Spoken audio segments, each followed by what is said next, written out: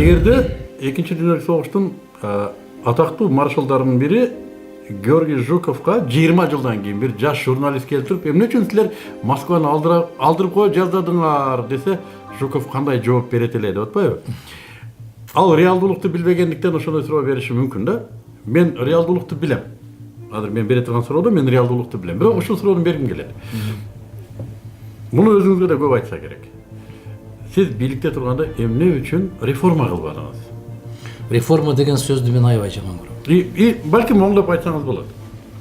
Реформа деген сөздү мен аябай жаман көрөм. Эмнени түшүндүрөт реформа деген? Ре деген жок кыл. Форманы жок. Форманы жоготуу да.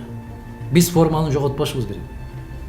Анын маңызын терс болсо, маңызын жоготушубуз керек. Бизде түшүнгөнү да, түшүнбөгөнү да реформа деп кыйкыра берет. Аны дагы туура айтпайт, реформа дейт. Реформа жасадыңызбы, реформага кандай карайсыз деген сыяктуу да. Ре деген сөзгө мен аябай катуу мындай бир терс мамиле кылам.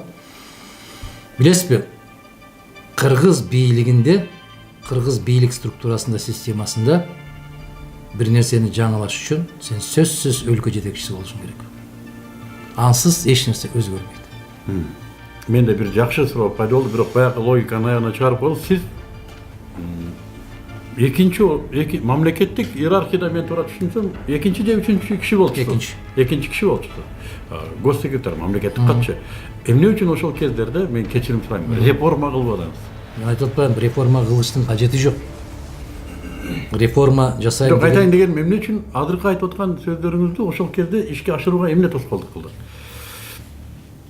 Сиз кыргыз телекомпаниясында иштеп жүргөнгө эмне тоскоолдук кылды? Принциптер. Эмне үчүн сизде гана бар да принцип, башка кишиде жок? Мен ушуну уккум келип атат, сизге эмне тоскоолдук кылды? Көп нерсе тоскоолдук кылат. Көп нерсе тоскоолдук кылат. Биринчиден аткарылган иштер. Мен көпчүлүк учурда айтам, аткарган иштерди айтканга караганда аткара турган иштерди көбүрөөк айтканды жакшы көрөм деп. Көптөгөн нерселерди өзгөрттүк биз. Көптөгөн. Маселен, ошол мектеп окуу куралдары боюнча, мектептеги балдардын ата-энелеринен акча жыйнагандык боюнча, баягы мугалимдердин айлыгынан алып калып мектептин оңдоо түзөтүү иштерине иштегендиги боюнча, жаңы төрөлгөн балдарга эмдөө боюнча акча, төрөт үйлөрүндө акча төлөп калган, өз көрпө төшөк шейшептерин көтөрүп барып төрөп калган. Мына ушулардын баардыгы эми бул дарыядан бир тамчы. Адам канчалык жасаган сайын дагы жетпейт дегендей да. Маселен, эгер таптакыр жанагы бут кийими жок, үстүндө кийими жок бир балага бир жыл жакшы бут кийим алып берип койсоң, кийинки жылы шымчы дейт. Шымын алып берип койсоң, тончу дейт. Мына ошондой учурларда болуп, биз мону жасадык, буга жетишип калдык деп мактанып айтуу бул өтө маданиятсыздык болуп калат. Копол да болуп калат. Көп эле нерселер жасалган, анын баарын тарых өзүнүн ордуна коюп келет. Сиз канча убакыт иштедиңиз? Ким болуп? Мамлекеттик катчы болуп. Мамлекеттик катчы болуп 1 жыл. 1 жыл бул мамлекетти бир кыйраган же ураган абалдан башка бир абалга алып келүү үчүн өтө эле аз го 1 жыл. 1 жылда сиз билесизби, өзүңүздүн 8 сотук жериңиз болсо, ошонун короосуна бак өстүрүү дагы аз. Ошонун короосуна картошка же болбосо бир жүгөрү айдаш дагы аз. Эмнеге? Аны жок эле дегенде 3 жыл жер семирткич менен жакшылап багыш керек. Андан кийин бир нерсе отургузуш керек. Жок дегенде ойлонуш да керек да. Кептин баары ушунда туруп атат да. Тазалаш керек биринчи кезекте. 1 жылдын ичинде көп нерсени жасап жиберем деп балбан ооздор гана айтпаса, 1 жылдын ичинде көп нерсе жасалбайт. Эгерде мамлекеттин жетекчиси болсоң, 1 жылда эмес, 3 айда көп нерсе жасасаң болот. Себеп сен эч кимден көз карандысызсың. Эгер көз карандысыз болсоң, эгер эркин болсоң, сен ошондо 3 айдын ичинде көптөгөн нерселерди жасап салсаң болот. 3 айдын ичинде.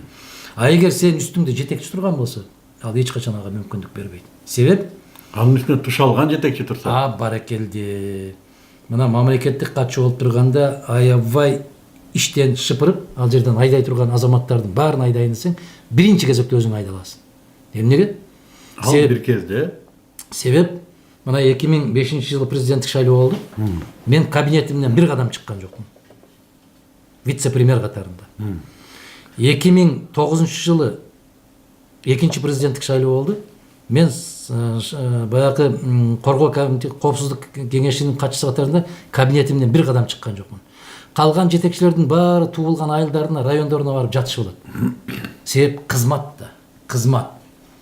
Кызмат көрсөтүп калыш керек, көзгө көрүнүп калыш керек. Көрүнүп калыш керек. Сөзсүз түрдө көрүнүш керек. А мен андай кызматымды сунуштабайм. Шайлоого баратасыңбы? Бар. Элдин колдоосуна ээ болосуңбу? Ал. Мен эмне үчүн чуркашым керек? Көчөмө көчө өзүм айлыматы жүрүп алып, туугандарымды чакырып алып, аларга козу союп берип, жылкы союп берип, эмне үчүн? Мен андай кызматты каалайм. Бул принцип. Бул принцип, ошондуктан мен жакпайм. Мындай принциптер көп болсо керек. Андай принциптер, ыңгайсыз принциптер. андай принциптер кадам сайын. Мен ушул мезгилге чейин келип, өзүм үчүн бирдеме суроо, жараткан Аллах ушунан сактасын. Ушул мезгилге чейин бирөөгө жалдыратпаган үчүн чексиз шүгүрчүлүк келтирип айтам.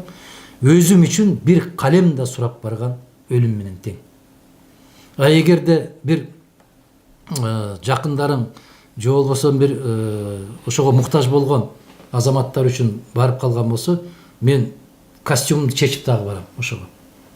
Бирөө үчүн барам. Бирөө үчүн барам, бирок өзүм үчүн, өзүмдүн балдарым үчүн, өзүмдүн бир туугандарым үчүн бир кишинин алдына барып бир сөз айтыш бул өлүм. Бул принциптерден ушул мезгилге чейин сакталып келатат. Дагы күч кубат берсин акырына чейин. Мен буга ишенем.